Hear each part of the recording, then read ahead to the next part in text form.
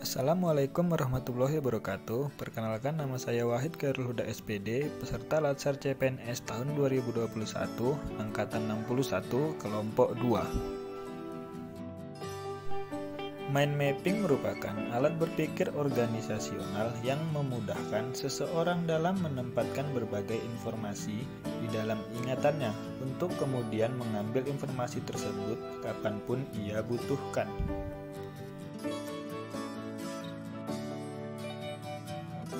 Akuntabilitas merupakan kewajiban setiap individu, kelompok, atau institusi untuk memenuhi tanggung jawab yang menjadi amanahnya, yaitu menjamin terwujudnya nilai-nilai ASN. Berikut merupakan mind mapping akuntabilitas. Di sini terdapat 4 poin dasar akuntabilitas, yaitu konsep akuntabilitas, mekanisme akuntabilitas, akuntabilitas dalam konteks, dan PNS akuntabel. Yang pertama ada konsep akuntabilitas, ada 3, akuntabilitas publik, aspek-aspek, dan tingkat. Akuntabilitas publik ada fungsi, kontrol demokrasi, pencegahan korupsi, efisiensi, dan efektivitas. Lalu di jenis ada akuntabilitas vertikal, contohnya unit kerja ke Pemda, Pemda ke pusat, pusat ke MPR. Akuntabilitas horizontal, contohnya lembaga pemilu dan KPK.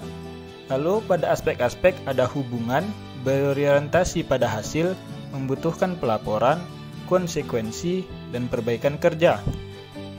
Lalu pada tingkat, ada dari yang terendah yaitu akuntabilitas personal, akuntabilitas individu, akuntabilitas kelompok, akuntabilitas organisasi, dan yang paling tertinggi adalah akuntabilitas stakeholder. Yang kedua, mekanisme akuntabilitas ada dimensi, alat akuntabilitas, dan lingkungan kerja. Dimensi ada akuntabilitas kejujuran dan hukum, akuntabilitas proses, akuntabilitas program, akuntabilitas kebijakan. Alat akuntabilitas ada perencanaan strategis, kontrak kinerja, laporan kinerja.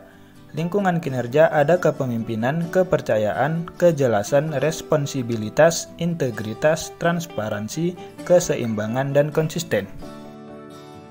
Yang ketiga, akuntabilitas dalam konteks, ada transparansi dan akses informasi, praktek curang dan korupsi, penggunaan sumber daya milik negara, penyimpanan dan penggunaan data informasi pemerintah, dan konflik kepentingan. Dan yang keempat ada PNS akuntabel, yaitu asas penyelenggaraan kebijakan, prinsip profesi ASN, dan perilaku PNS. Nasionalisme adalah semangat kebangsaan yang mencerminkan nilai-nilai Pancasila. Berikut mind mapping nasionalisme.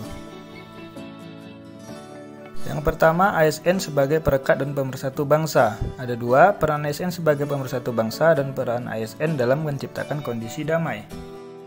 Yang kedua, ASN sebagai pelayan publik. Ada ASN profesional, ASN yang melayani publik, dan ASN berintegritas tinggi.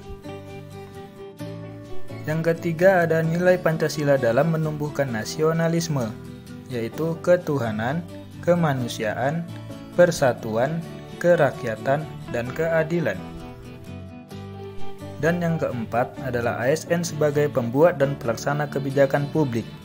Ada ASN sebagai pelaksana kebijakan publik, ASN yang berorientasi pada kebijakan publik, dan ASN yang berintegritas tinggi.